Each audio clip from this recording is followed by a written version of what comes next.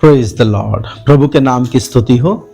हमारा विषय है बालक यीशु का मिस्र को जाना और उसका वापस आगमन होना। मत्ती रचित सुसमाचार उसका 2 अध्याय 13 से 15 तक पढ़ेंगे। उनके चले जाने के बाद प्रभु के एक दूत ने स्वप्न में यूसुफ को दिखाई देकर कहा, उठ, उस बालक को और उसकी माता को लेकर मिस्र देश को भाग जा, और जब तक मैं तुझसे न कहूं तब तक वहीं रहना, क्योंकि हेरोदेस इस बालक को ढूंढने पर है कि उसे मरवा डाले। तब वह रात ही को उठकर बालक और उसकी माता को लेकर मिस्र को चल दिया, और हेरोदेस के मरने तक वहीं रहा, इसलिए कि वह वचन जो प्रभु ने भविष्यद्वक्ता के द्वारा कहा था पूरा हो, मैंने अपने पुत्र को मिस्र से बुलाया। पिछले क्लास में हमने देखा था कि किस प्रकार 3 ज्योतिषी आकर यीशु मसीह को दंडवत किया और सोना, मुर और लोबान उसको भेंट चढ़ाया। कैसे वे ज्योतिषी अनजाने में हेरोदेस राजा के यहां चले गए। संभवतः उन्होंने सोचा कि राजा का बेटा तो राजा के यहां ही क्या हुआ होगा, पैदा हुआ होगा। लेकिन जब वहां उनको कोई आइडिया नहीं मिला, कुछ प्राप्त नहीं हुआ, तब वे वहां से आए और वो तारा जो उन्होंने ईरान में देखा था, वो तारा उनको फिर दिखाई दिया। तारा ऐसे तो चलता नहीं है, क्योंकि तारे छोटे छोटे नहीं होते जो दूर हमें दिखते हैं। स्वर्गदूतों के लिए भी लूसीफर के लिए भोर का तारा शब्द इस्तेमाल किया गया है ना। तो संभवतः कोई दूत उनकी अगुवाई करके, एक अग्निमय दूत या एक प्रकाशमान आत्मा में, क्योंकि पवित्रता की निशानी क्या है, व्हाइटनेस है, तो उस तरीके से उनको दिखाई दिया, कुछ उस आइडिया में दिखाई दिया, उस प्रतीकात्मक रूप से दिखाई दिया, और उनकी अगुवाई करके उस जगह तक उनको लेकर गया और उन्होंने यीशु को भेंट चढ़ाई। और फिर 12 पढ़े। तब स्वप्न में यह चेतावनी पाकर कि हेरोदेस के पास फिर न जाना, वे दूसरे मार्ग से अपने देश को चले गए। हाँ जी, तो अब स्वप्न में उन्होंने, मजूसियों ने चेतावनी पाई, और स्वप्न में मतलब रात का समय है, तो चेतावनी पाई। निश्चय है कि वो कुछ समय रुके होंगे, लंबा सफर करके आए हैं, ठहरे होंगे, कुछ समय शाम के टाइम आए होंगे, है ना।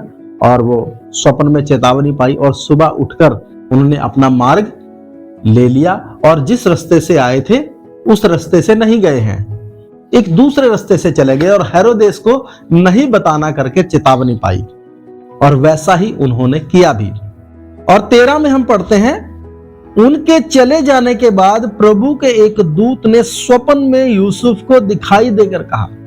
अब यूसुफ भी स्वप्न में देखता है एक दूत को, और उसमें आज्ञा पाकर, निर्देश नहीं पाया, सलाह नहीं पाई, आज्ञा पाई है परमेश्वर की ओर से। क्या आज्ञा पाई है, पढ़ें जी।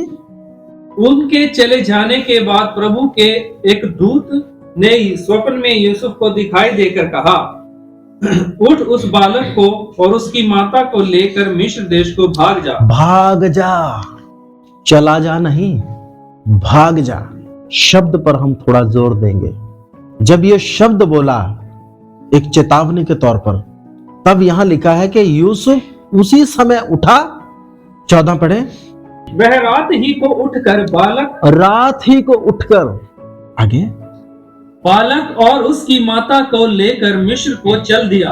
बालक और उसकी माता को लेकर मिस्र को चल दिया। परमेश्वर के इंतजाम को देखें। सोना इनके पास है, गंधरस इनके पास है, लोबान इनके पास है। तीनों चीजें कीमती हैं। ये किस लिए परमेश्वर ने इंतजाम किया कि जब मिस्र में जा रहे हैं, एक लंबे सफर में जा रहे हैं, तो उनको जरूरत होगी। कितने 10-10 तोले लाए होंगे, कितने कितने तोले लेके आए होंगे। सुलेमान से कूश की जो रानी थी ना, मिलने आई थी, ऊंट लद कर आए थे। और ये याद रखें, वो 3 मजूसी, 3 ज्योतिषी सिर्फ नहीं है, उनके साथ पूरा दस्ता है। क्योंकि उस समय सफर ऐसे नहीं होते हैं। 3 लोग सिर्फ प्राथमिकता में हैं। जैसे एलियाजर रिबका को देखने के लिए गया था तो 10 ऊंट लाद कर लेकर गया था उपहारों के। शीबा की रानी सुलेमान के पास आई थी तो कितना लेकर आई थी।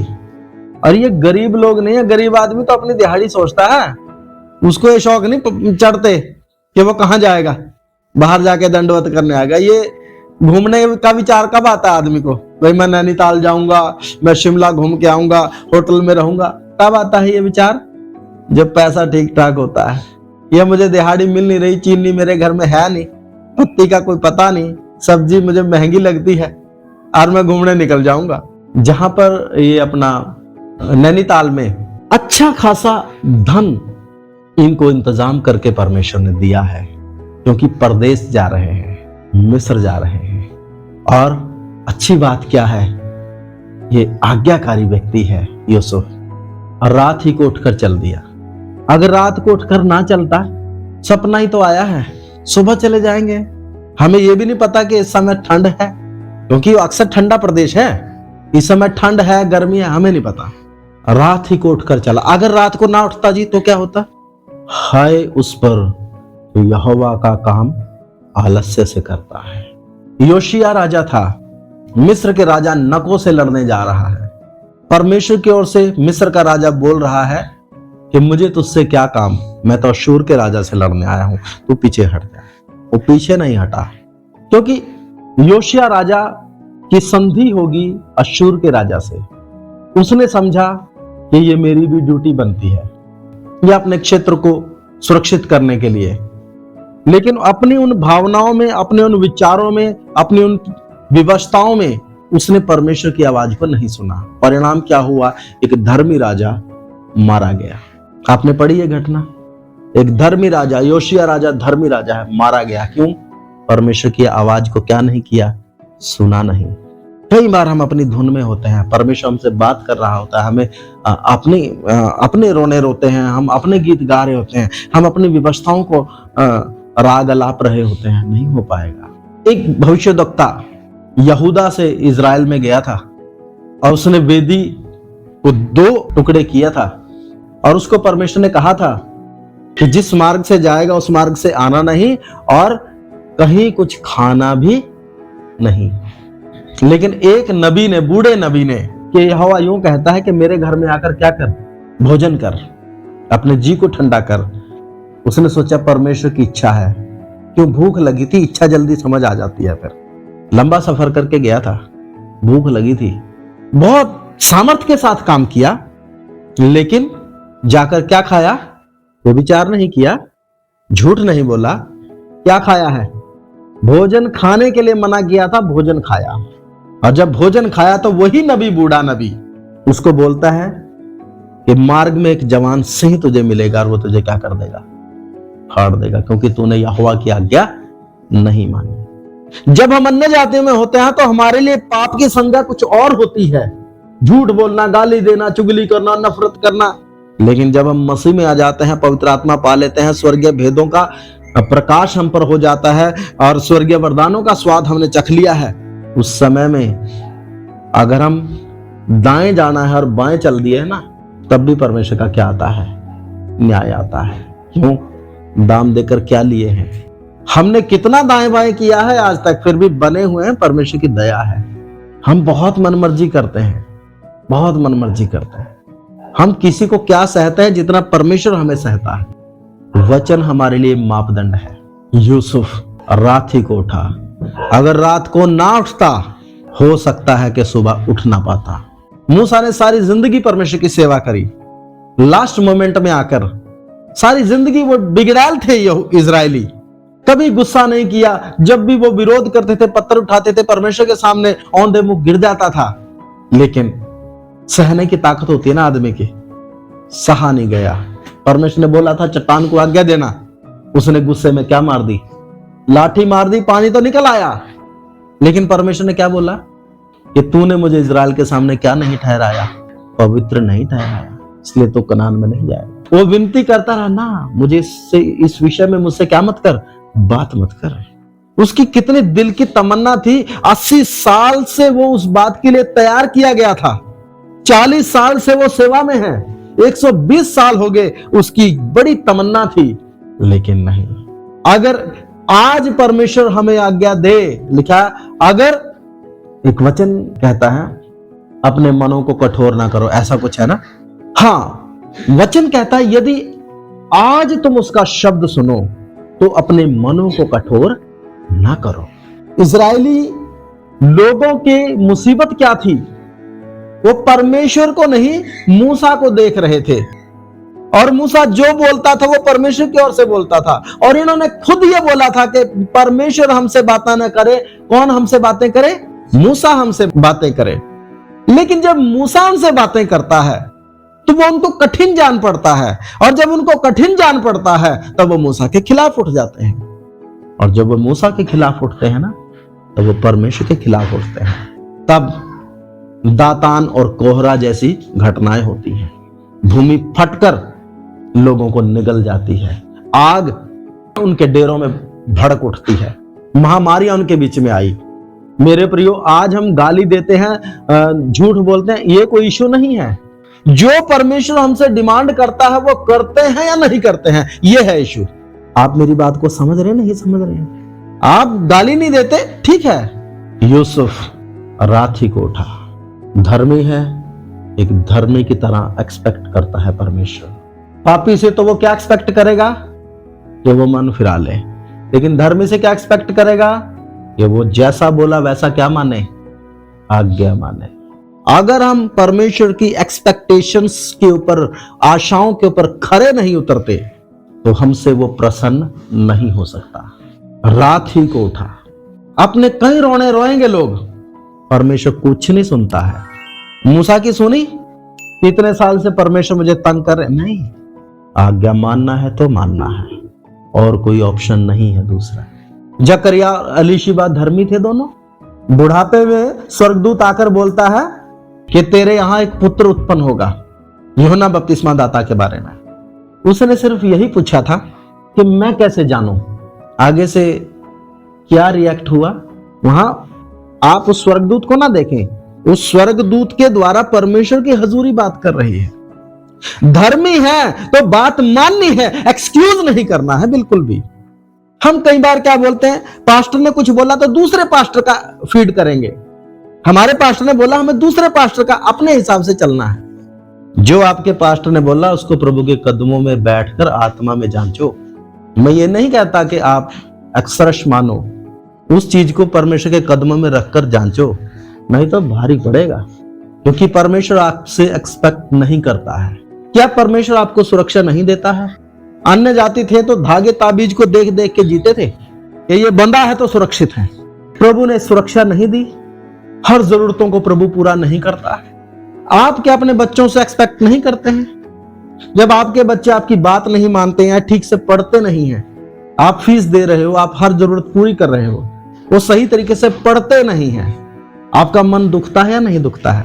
कई बार आप गुस्से में आकर छड़ी भी मारते होंगे, थप्पड़ पड़ते नहीं पड़ते बच्चों को? तो फिर स्वर्गीय पिता भी तो ऐसे ही करता है। पिता है इसलिए ताड़ना भी करता है, लेकिन कई जगह बालक है तो बालक के समान व्यवहार करेगा। मैं एक सेवक हूं, क्या मेरे से विश्वासी के समान व्यवहार करेगा? क्या मुझे एक्सक्यूज देगा? विश्वासी को फिर भी माफ करता है, सेवक को माफ नहीं करता सर। इसलिए ध्यान से समझे, यूसुफ का जीवन एक आज्ञाकारी जीवन अगर ना हो तो परमेश्वर प्रसन्न नहीं होता है। विश्वास करता है कि कुछ समस्या है, प्रभु ने बोला है। क्या हम हमारे सेवकों पर विश्वास करते हैं कि जब वचन के अनुसार हमसे कुछ बात की जाती है तो हम अपनी मनमानी करते हैं? 14 से फिर से पढ़ें। तब वह रात ही को उठकर बालक और उसकी माता को लेकर मिस्र को चल दिया, और हेरोदेस के मरने तक वहीं रहा, इसलिए कि वह वचन जो प्रभु ने भविष्यद्वक्ता के द्वारा कहा था पूरा हो, मैंने अपने पुत्र को मिस्र से बुलाया। हाँ जी, और हेरोदेस के मरने तक वहीं रहा। मिस्र में रहने का जो समय है ना यीशु मसीह का, वो बहुत लंबा समय नहीं है, और हेरोदेस के मरने तक वहीं रहा, इसलिए कि वह वचन जो प्रभु ने भविष्यद्वक्ता के द्वारा कहा था पूरा हो, मैंने अपने पुत्र को मिस्र से बुलाया। अब इस संदर्भ को हम थोड़ा देखेंगे। होशे 11:1। जब इज़राइल बालक था तब मैंने उससे प्रेम किया और अपने पुत्र को मिस्र से बुलाया। जब इज़राइल बालक था तब मैंने उससे प्रेम किया और अपने पुत्र को मिस्र से बुलाया। इज़राइल बालक था, पुत्र कौन था? निर्गमन 4:22। और तू फिरौन से कहना, यहोवा यूं कहता है कि इज़राइल मेरा पुत्र वर्ण मेरा जेठा है। इज़राइल मेरा पुत्र वर्ण मेरा क्या है? जेठा है। देखिए, याद रखें, इज़राइल राष्ट्र के तौर पर अभी सिर्फ 400 साल का है। आप कहोगे 400 साल थोड़ा होता है। आदमी की आयु और राष्ट्र की आयु में बड़ा अंतर है। हमारा इंडिया कब से है? हाँ जी, शेर्स राजा ने भी इधर अधिकार रखा है, सिकंदर राजा भी इधर आया है। तो एक गांव की उम्र होना, यरूशलेम कितना पुराना नगर है, पहले यबूसियों का था, फिर दाऊद वहां चला गया तो यरूशलेम फिर यहूदियों का हो गया। उससे पहले से वो नगर आज भी है। इज़राइल राष्ट्र को किसने बनाया? अब्राहम को चुना, उससे एक जाति को बनाया, उस जाति के द्वारा एक राष्ट्र को बनाया। तो अभी नया ही तो है। एक राष्ट्र के तौर पर एक व्यक्ति के द्वारा एक जाति और एक राष्ट्र को परमेश्वर बना रहा है। तो उसकी आयु कितनी हुई? शुरुआती चरणों में तो है। आप बात समझ रहे नहीं समझ रहे? आपकी दृष्टि तो अब है ना, वो तो उजड़ने के बाद बसा है, उससे पहले भी तो राष्ट्र था वो। और जब वो मिस्र में था ना, तो परमेश्वर की दृष्टि में क्या था? वो इज़राइल राष्ट्र था, लेकिन वो अभी छोटा था, अभी वो स्टैब्लिश नहीं हुआ था, बालक था। कहां था? मिस्र में था। वहां से प्रभु उसको छुड़ा कर लाया। क्लियर हुआ नहीं हुआ? एक राष्ट्र के तौर पर इज़राइल नया था। उस राष्ट्र की आप मिस्र एक व्यक्ति का नाम था ना, उस व्यक्ति से ना वो राष्ट्र बना है, एक देश बना है। कूश एक व्यक्ति का नाम था। पूरा जो दुनिया है वो एक ही व्यक्ति की तो संतान है। उसके बाद उसके द्वारा क्या होते चले गए? मोआब एक व्यक्ति की संतान है। अब इसका मतलब ये नहीं कि वहां लोग उनके शहर में गांव में आते जाते नहीं थे। तो ठीक है, हमारे घर में मेहमान भी आते हैं जाते हैं। एक देश के तौर पर कुछ लोग वहां निर्वासित होते हैं, कुछ लोग वहां निवास करते हैं, कुछ लोग वहां से प्रदेश में जाते हैं, कुछ प्रदेश से आते हैं। तो देशों के साथ जुड़ा होता है, हर देश में है। तो इज़राइल बालक है, अपने देश के तौर पर वो शुरुआती चरणों में है। सिर्फ 400 साल पुराना एक व्यक्ति के द्वारा एक जाति को परमेश्वर खड़ा किया है और उसको एक देश की संज्ञा, अभी भी इस देश के तौर पर स्टैब्लिश नहीं हुआ, इसलिए वहां बालक लिखा है। वहां से उसको बंधुआई से छुड़ा कर लाया। तो ये भविष्यवाणी नहीं है। सबसे पहली बात, होशे में भविष्यवाणी नहीं लिखी गई है। होशे किस समय की घटना है? 721 बीसी में इज़राइल का उत्तरी जो इज़राइल है, 10 गोत्र हैं, वो लोग जब पूरी तरह बिगड़ चुके हैं, मूर्ति पूजा में चले गए, अनाज्ञाकारिता में चले गए, अविश्वास में चले गए, उन्होंने अपने आप को कठोर कर लिया, तो उनके उजड़ने से पहले चेतावनी स्वरूप परमेश्वर ने होशे भविष्यद्वक्ता को रखा है। और होशे भविष्यद्वक्ता उनको पूरा हिस्ट्री बता रहा है कि जब इज़राइल बालक था तब मैं उसको कहां से लेकर आया? मिस्र से लेकर आया। एक देश के तौर पर उसको खड़ा किया। लेकिन फिर हुआ क्या? वो जब खाने पीने लगे, क्योंकि दूध और मधु की धाराओं के उस देश में लेकर आया, जब वो खा पीकर हष्ट पुष्ट हुए तो वो फिर अपने पड़ोसी की स्त्री पर हिलहिलाने लगे, वो व्यभिचार और कुकर्म में जीने लगे, वो जिन जातियों को वहां से निकाला था उन जातियों की तरह चलने लगे और वो पूरी तरह बिगड़ गए। अब यहां तक बिगड़े हैं कि वो सुनना नहीं चाहते हैं और नबी को खड़ा किया है परमेश्वर ने और वो पूरी हिस्ट्री उनको बता रहा है और भविष्य दिखा रहा है। यहां चेतावनी है कि इज़राइल को परमेश्वर दंड देगा। वो चेतावनी, वो एक दंड की घोषणा करते हुए वो हिस्ट्री बता रहा है। ये कोई भविष्यवाणी नहीं है, ये इतिहास को बताया जा रहा है। लेकिन मत्ती क्या बोलता है कि ये पूरा हो, मैंने अपने पुत्र को मिस्र से बुलाया, क्योंकि जो भविष्यद्वक्ता के द्वारा लिखा था वो पूरा हो कि मैंने अपने पुत्र को मिस्र से बुलाया। वो भविष्यवाणी नहीं थी, वो तो होशे के द्वारा इतिहास लिखा गया है। इतिहास दिखाया गया है कि तुम्हारी क्या हालत थी। तुम जब एक बालक के तौर पर, राष्ट्र के तौर पर स्थापित थे या जाने जाते थे, उस समय में परमेश्वर तुम्हें बंधुआई से छुड़ा कर लाया आज तुम उस परमेश्वर की अनाज्ञाकारिता कर रहे हो और सुनते नहीं हो, इसलिए तुम पर भविष्य में क्या आने वाला है? दंड आने वाला है। और 722 ईस्वी में बीसी में इजराइल के 10 गोत्र पूरी तरह अश्शूरियन साम्राज्य के द्वारा बर्बाद कर दिए गए।